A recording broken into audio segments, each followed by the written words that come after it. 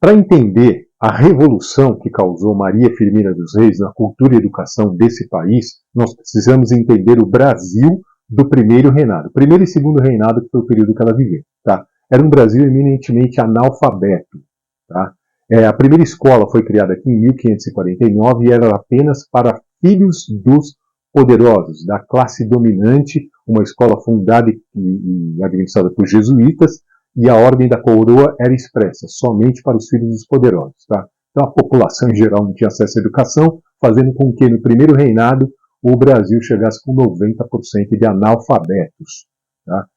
Existia uma proibição para negros frequentarem as escolas? Assim, especificamente não, mas existia sim. Eu te explico. A primeira grande lei de reforma do ensino ocorreu em 1827. Ela estabeleceu o ensino feminino, que era proibido. Mulheres não iam para a escola, até questão de costumes, porque achavam que a mulher servia apenas para a reprodução e a educação fazia diminuir o útero. Então, cara, era difícil, mesmo depois dessa lei que permitiu que as mulheres frequentassem as escolas, não era comum as mulheres irem para a escola por conta desse preconceito. Tá? E, mesmo assim, elas tinham matéria separada dos meninos. Enquanto os meninos tinham latim, geometria, aritmética, as meninas tinham apenas as 4 operações, corte, costura e leitura suficiente para recitar as orações. Tá? Sobre negros, essa lei geral de ensino para o país todo, ela não mencionou negros, mas existiam as leis provinciais, como a do Rio de Janeiro, de 1837, que era específica. Negros, escravos, né, ou não libertos também eram proibidos de frequentar. Mas lei não pega nesse país. E já no final, na virada do século, né, século XVIII para século XIX, já existia uma forte intelectualidade negra, constituída, por exemplo, Francisco de Paula Brito, o tipógrafo do Império, né, ele comprou aí a tipografia, ele era negro, comprou a tipografia do primo dele, mulato, e, cara, foi um dos principais tipógrafos do Império. O próprio imperador Pedro II era sócio dele, tinha ações, né, da tipografia dele. O Antônio Pereira Rebouças, pai dos irmãos Rebouças, é o jurista que alcançou o cargo mais alto do Império, ele é conselheiro do imperador Pedro II. Tá? O Visconde de Jequitinhonha, o político, né, que era o político Francisco G. de Acaíba Montezuma, nome difícil, né?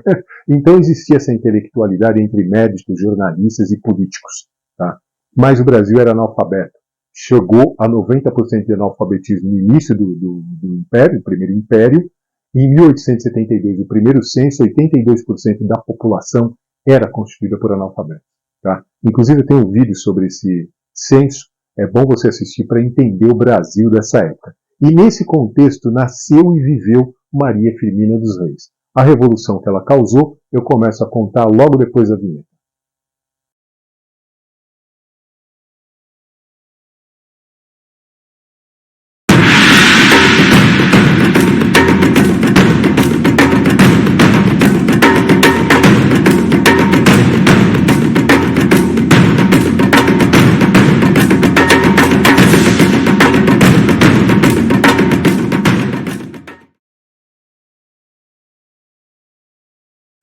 Em 4 de julho de 1776, as 13 colônias britânicas na América proclamaram sua independência, se transformando da noite para o dia nos Estados Unidos da América. Só que esse processo de independência não foi nada pacífico. Pelo contrário, gerou uma guerra sangrenta de 5 anos. E essas 13 colônias eram as principais fornecedoras de algodão para a Inglaterra. E o algodão era necessário para alimentar os teares mecânicos da nascente Revolução Industrial britânica e europeia. Tá? Nesse contexto, o Maranhão se apresentou como substituto, e um substituto à altura, porque as terras maranhenses elas se mostraram muito propícias à cultura do algodão. Imediatamente, imensas fazendas algodoeiras se espalharam pela província, tornando o Maranhão uma das províncias mais ricas do Brasil colônia, e o algodão representando de 76% a 82% da economia maranhense na virada do século XVIII para o século XIX. Sendo assim, as cidades maranhenses, que eram grupamentos de casinhas simples, brancas, bucólicas, espalhadas por uma imensidão de terras, imediatamente foram substituídas por casarões enormes com vários cômodos, como sede das fazendas de algodão de grandes proprietários de terra e proprietários de escravos.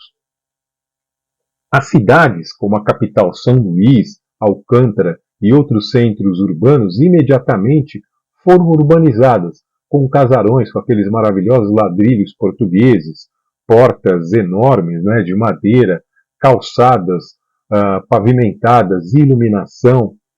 Esse crescente da economia maranhense apresentou uma burguesia de comerciante, uma burguesia pujante que necessitava de muitos escravos, os escravos ladinos, que eram aqueles que trabalhavam em casa, e os escravos do campo, do comércio e outras atividades econômicas, né? Sendo assim, grandes negociantes se instalaram na região, e o maior deles era o comendador Caetano José Teixeira, que era simplesmente o maior comerciante, o maior fazendeiro e o maior traficante de escravos de todo o Nordeste brasileiro, Norte e Nordeste brasileiro. O comendador Caetano José Teixeira, ele tinha algumas escravas forras, entre as quais a Leonor Felipa. E como sócio ele tinha João Pedro Esteves, que, por incrível que pareça, era negro. Sim, ele era sócio do comendador Caetano José Teixeira, ele era negro, era fazendeiro, comerciante e traficante de escravos. Fazendo um parênteses aqui, isso era muito comum naquela época, tá? Não era, as pessoas viam a escravidão com outros olhos completamente diferentes do de hoje, tá? Mas voltando ao tema, o João Pedro Esteves, ele acabou se unindo a Leonor Felipa, a escrava forra do comendador Caetano José Teixeira. E dessa união nasceu a Maria Firmina dos Reis. Certamente você deve estar imaginando aí uma história bonita, né? O grande fazendeiro, comerciante negro, traficante de escravos, que deve ter se arrependido porque casou com uma escrava forra, desculpem, né? Mas não, nada disso aconteceu. Tá? A realidade é bem diferente, eles não viveram juntos. O pouco que se sabe da infância da Maria Firmina é de documentos coletados, e dentre esses documentos, nós sabemos que ela nasceu no dia 11 de março de 1822, ela foi acometida por uma doença que não permitiu que ela fosse batizada no mesmo ano. Ela veio a ser batizada apenas no dia 21 de dezembro de 1825, na freguesia Nossa Senhora da Vitória. E na certidão de batismo é que consta o nome da mãe dela, Dona Leonor Felipa, mulata forra do comendador Caetano José Teixeira. O nome do pai não constava. Numa nação eminentemente católica, que era o Brasil, o nome do pai deveria aparecer ali, ele deveria estar presente na ocasião. Tá? Como padrinho, ela tinha o capitão de milícias João Nogueira de Souza, que era um cargo muito importante, porque o Brasil não tinha exército, eram milícias regionais, e o capitão era um cargo máximo, né, definido pelo imperador, diretamente pelo imperador. Tá? Como madrinha, ela tinha a Nossa Senhora dos Remédios, importância, né? Não, também era outra coisa comum na época. Santos e santas serem convocados para serem padrinhos ou madrinhas, o que indicava uma proteção divina para a criança, né, para o resto da vida. E principalmente ela que veio a ser acometida por uma doença grave na nascença. Tá? Bom, sendo assim, em 1830 a família se muda para o continente, mais especificamente para a vila São José de Guimarães. E nessa mudança, um pouco antes ou depois, não sei, a mãe dela, Dona Leonor Felipa, entrega a Maria Firmina para que a irmã, a tia da Maria Firmina, passe a criá-la, porque a Dona Leonor não tinha condições financeiras de criar a menina. Esse é um indicativo definitivo que ela não conviveu com o João Pedro Esteves, porque ele tinha muitas condições, né? Muitas condições financeiras. Mas essa mudança e o fato dela viver nesse núcleo familiar foi importante para a história da Maria Firmina e também do Brasil, né? Pelo que ela veio ser e o que ela veio fazer depois. Mas não por ter condições financeiras, porque num país eminentemente analfabeto, né? Ricos eram analfabetos, mas no caso desse núcleo familiar da irmã da Dona Leonor Felipa, o tio dela era Sotero dos Reis, um eminente professor, dramático, filólogo, né, um cara importantíssimo na região, na época, Então isso fez com que a Maria Firmina ela tivesse uma educação caseira de qualidade. E ali na Vila de São José dos Guimarães começa a importância dela ao prestar um concurso, que é a história que eu conto logo em seguida.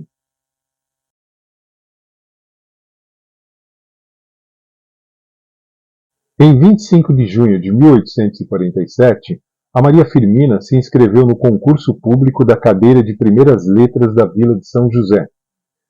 O problema é que esse concurso exigia a idade mínima de 25 anos das participantes.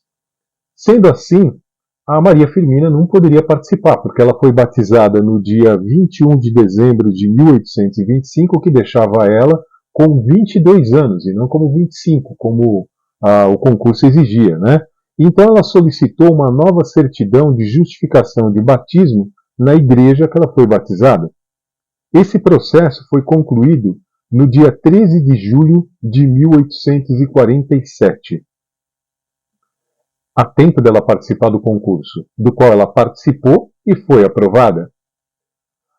A notícia de aprovação dela saiu no jornal O Progresso, na edição número 158, publicada no dia 13 de agosto de 1847. E o texto é o seguinte, entre aspas: tendo sido examinadas no dia 11 do corrente no Palácio do Governo as opositoras à cadeira de Primeiras Letras do sexo feminino da Vila de Guimarães, Dona Úrsula da Graça Araújo, Dona Maria Firmina dos Reis e Dona Antônia Bárbara Nunes Barreto.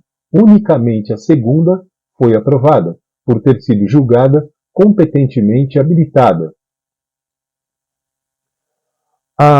O documento que autorizou ela a dar aulas, né, das aulas, a assumir o cargo dela de professora, foi publicado manualmente, né, essa daqui é a carta original de publicação, né, de autorização a ela dar aula, para ela dar aula, né, foi publicado no dia 15 de outubro de 1847. E o texto é revelador da época, tá? Entre aspas, Maria Firmina dos Reis é nomeada oficialmente professora da cadeira de Primeiras Letras para meninas em Guimarães. As aulas serão dadas no próprio lar da professora, na Praça Luiz Domingues. Essa é a casa dela na época da divulgação, né, da autorização dela para dar as aulas. Então ela deu aula para as meninas da região, somente para as meninas, nesta casa.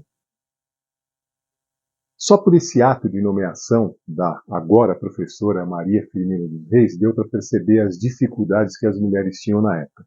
Que dirá uma mulher negra, filha de ex-escrava, solteira, porque aos 25 anos a mulher já teria que estar casada, casavam em média a partir dos 15 anos, né? Então ela era uma mulher meio, né, ainda pequenininha, raquítica, ela mesma falando isso, né? Tímida. Mas ela correu atrás, ela foi, conseguiu o atestado dela para justificar, né, a idade dela para participar do concurso, concorreu com duas mulheres brancas, passou, a nomeação saiu no jornal, como eu mostrei, né, a única qualificada para esse cargo, mas as mulheres elas tinham que enfrentar outros problemas, até na documentação. A documentação era diferente dos homens.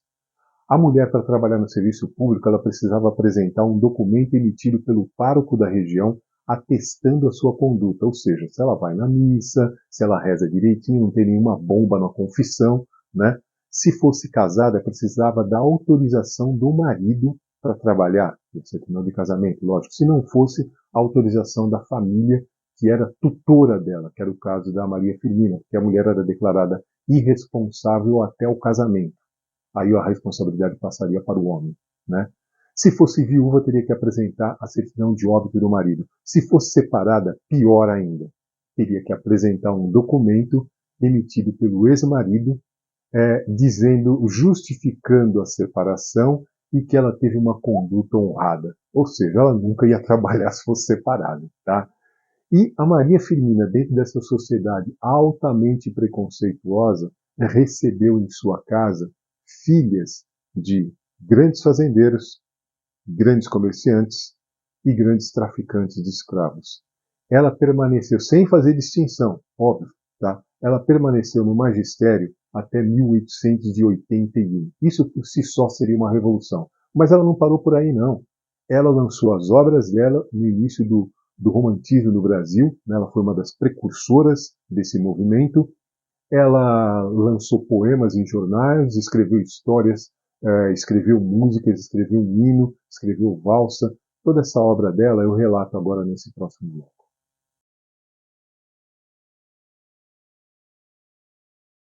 A Maria Firmina não ficou circunscrita apenas ao magistério. Ela colaborou com jornais e revistas maranhenses, escrevendo contos, novelas e narrativas.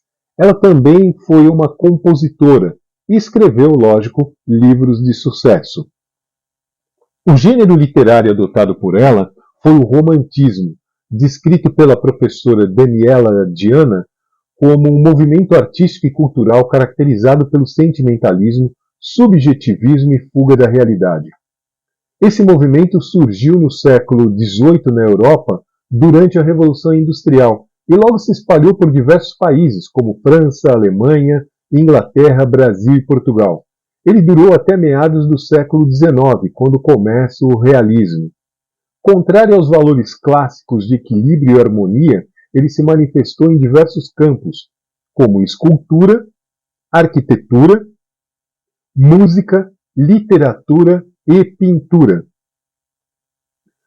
Como exemplo, temos o quadro Adoração dos Magos, de 1828, uma pintura do artista português Domingos Siqueira. Outro exemplo desse tipo de pintura bem conhecido é o quadro A Liberdade Guiando o Povo, de Eugène Delacroix, exaltando a Revolução Francesa que ocorreu em 1789. No Brasil, o romantismo se caracterizou num primeiro momento pela busca da identidade nacional e resgate das tradições e valores da cultura popular e do folclore. Temas como o indígena, a exaltação da natureza, os regionalismos e a realidade social do país são muito explorados pelos autores românticos. Até que em 1836, o Domingos Gonçalves de Magalhães lança o primeiro romance no Brasil, Suspiros Poéticos e Saudades.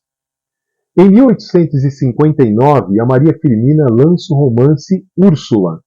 Porém, ao contrário do Domingos Gonçalves, ela não assina esse livro, porque consciente de sua posição social e do forte preconceito da época, logo no prólogo a Maria Firmina escreve: pouco vale este romance porque escrito por uma mulher, e mulher brasileira, de educação acanhada e sem o trato e conversação dos homens ilustrados.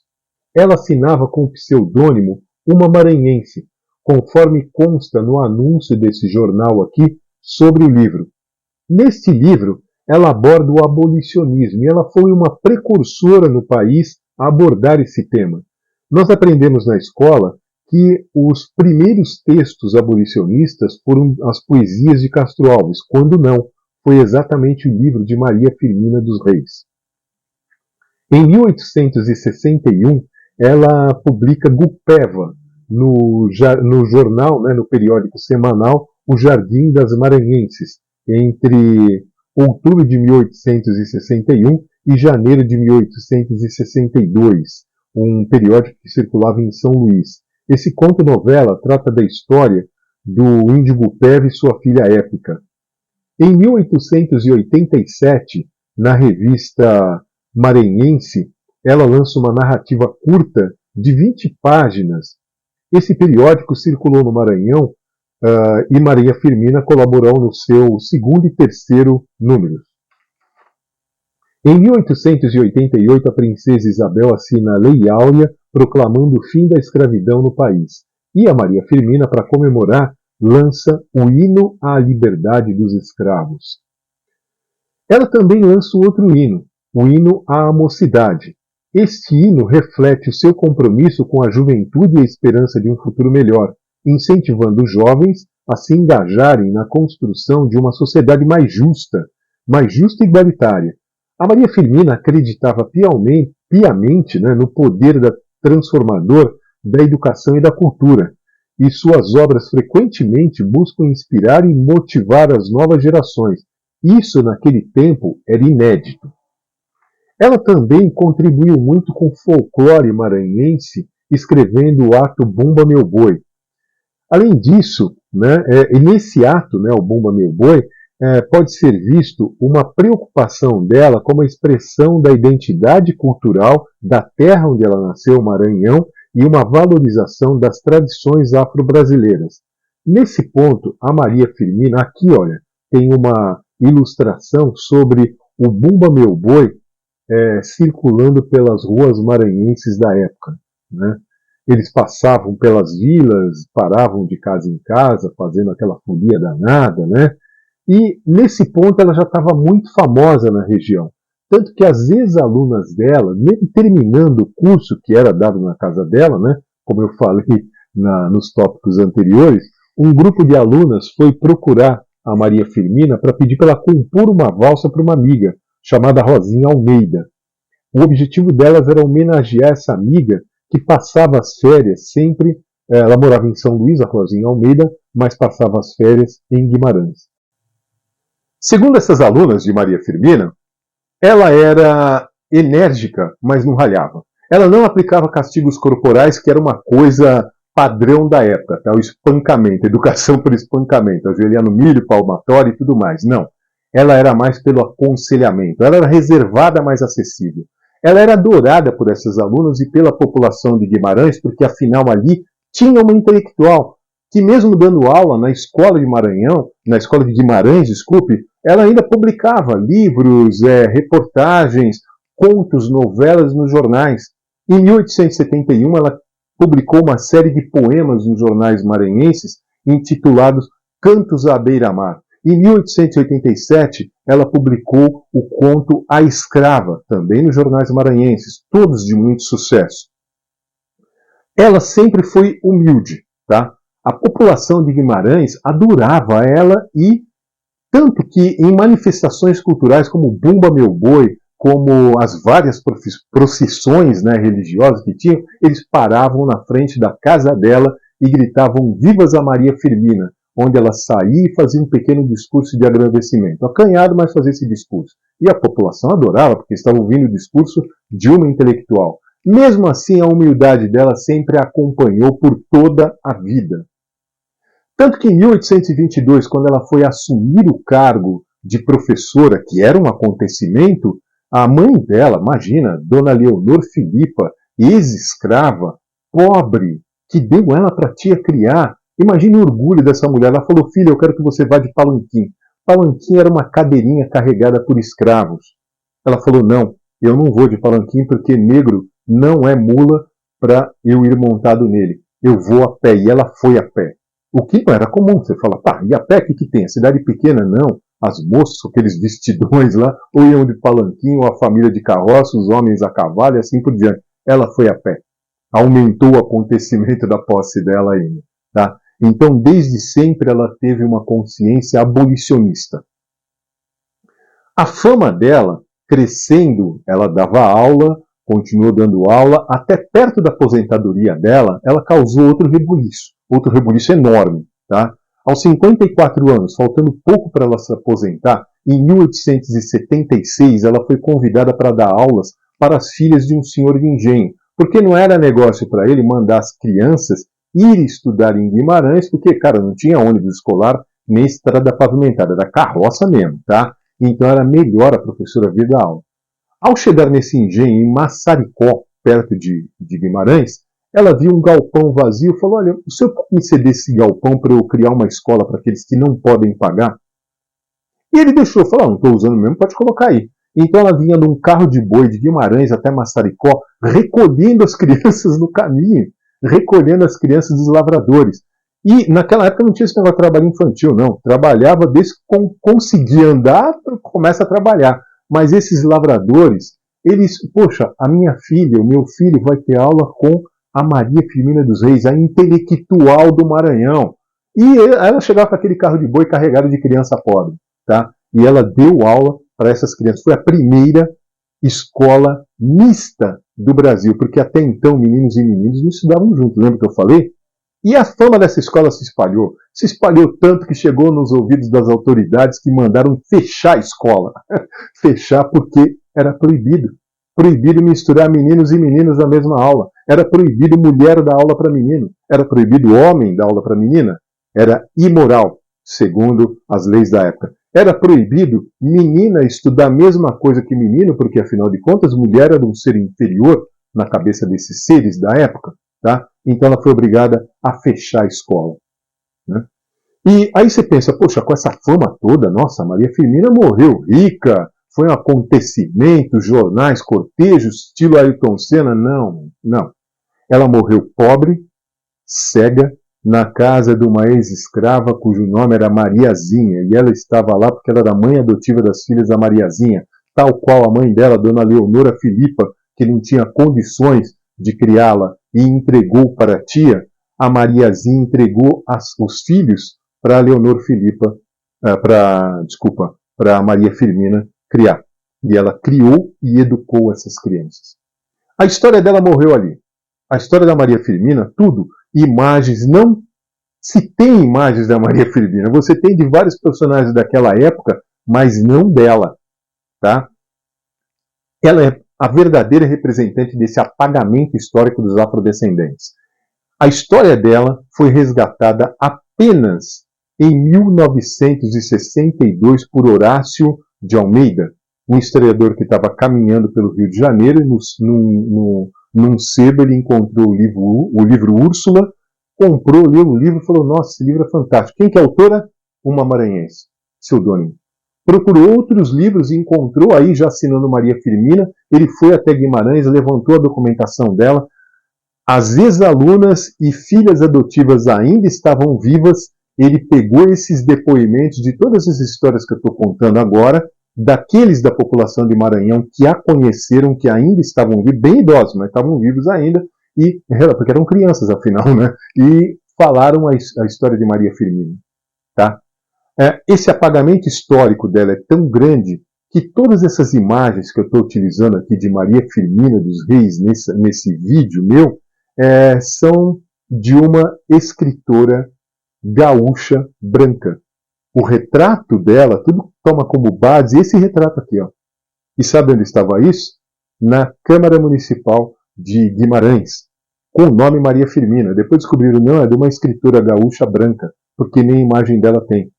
Segundo depoimentos dessas pessoas que estiveram com ela em 1962, década de 60, né, do século passado, ela era uma figura magrinha, baixinha, acanhada, usava o cabelo grisalho, crespo, sempre preso para trás. Este é o retrato falado da Maria Firmina, que eu usei para abrir o canal. Lembra? Então, como eu disse, ela é representante legítima desse apagamento histórico dos afrodescendentes. Tá? Para divulgar essa história da Maria Firmina, ressuscitar esses afrodescendentes, que eu voltei com esse canal. Então, por favor, divulguem essa história. Se você gostou, dá um ok, um joinha. Se você quiser falar alguma coisa, vai nas minhas redes sociais, Instagram e Facebook. Estou lá, eu adoro debater esses temas. Tá? Conversa comigo sobre isso. Mas não se esquece de dar um ok. Se inscreve no canal, não custa nada. Também assina lá o sininho das notificações para você ter novos vídeos, notícia de novos vídeos e você acompanhar. Eu deixo aqui o link para você ler o livro Úrsula, de graça. O resto você compra, tá? Por favor, compra Úrsula também, dá de presente para os outros, tá? Mas tem o link aqui para você ler de graça no Google Books. Tá? Eu deixo o link aqui para você. Outra coisa, não adianta só falar de Maria Firmina. Tem que agir como Maria Firmina. Eu sou professor. Comecei minha carreira como professor de História e mais de 20 anos eu aí me enveredei pela tecnologia. 24 anos eu dou aula de tecnologia. Por 24 anos eu dou aula de tecnologia, especificamente planilhas. Na época que eu comecei a procurar emprego na área administrativa, precisava de datilografia. Sem datilografia você não entrava. Hoje você não entra para trabalhar na área administrativa sem conhecer planilhas. Nesses 24 anos de aula em curso técnico, nos maiores centros tecnológicos do país, tive orgulho de dar aula por muito tempo. O último centro tecnológico que eu dei era o maior da América Latina, tenho muitos amigos lá ainda, né? E eu criei muitos cursos lá. Na realidade, 5 cursos eu criei lá sobre planilhas, tá? Mas eu deixo um de graça aqui para você. clica no link do curso e faça o curso ou divulgue para alguém que precisa, que está começando agora a trabalhar. De graça, tá? Clica lá e faça o curso. Outra coisa, para você entender a história do Brasil, a história do negro, principalmente brasileiro, e sair dessas bobagens aí de todo negro foi escravo, a mestiçagem brasileira, a miscigenação brasileira, é por conta dos estupros na senzala. Isso não tem nem base matemática. É ridícula essa afirmação. Até historiadores, youtubers, né, historiadores, aí, lacradores, colocam isso daí. Não existiu. Vai nesse vídeo que eu também deixo aí, sobre o primeiro censo que ocorreu no país, para você entender com documentos que isso daí realmente é uma lenda idiota. Negros foram proibidos de estudar, por esse vídeo já deu para você ver que não. E os outros que eu vou contar de brasileiros, então, é de arrepiar. Gente que contribuiu e tal qual Maria Firmina foi simplesmente apagada da história, tá bom? Ou embranquecido, tá? É isso aí. Então eu vejo vocês, espero no próximo vídeo, ok? Obrigado.